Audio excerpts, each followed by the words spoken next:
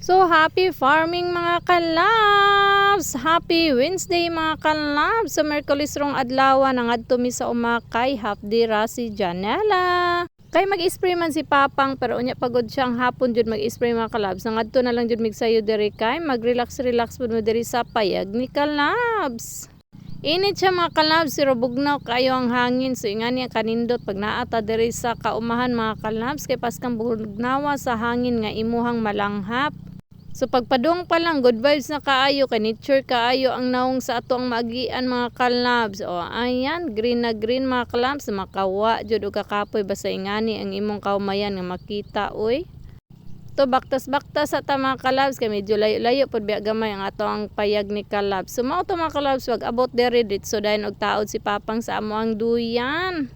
So basta diri dapita mga kalabs, lami jud kay magduyan-duyan kay makarelax jud ka with nature vibe. Charot.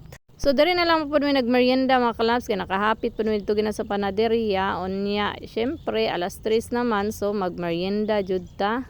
Unya nindot kaayo ba kay kana ganing bisan init kay siya mga kalabs. Unya ang hangin nga mokuan sa imong kanawungan ug sa imong kapanitan kay paskang bugnawa. So ingana na siya diri mga kalabs basta naa ka sa uma.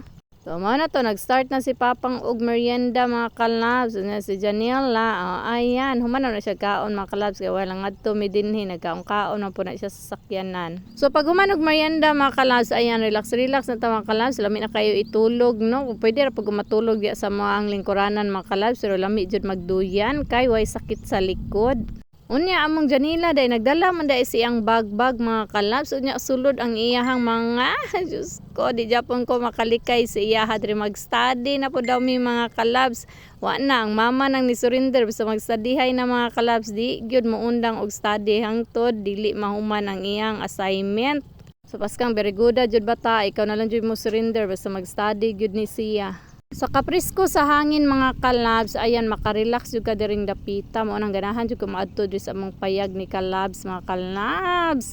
So ayan mga kalabs, happy farming and have a blessed day everyone. Love ang all. Happy farming.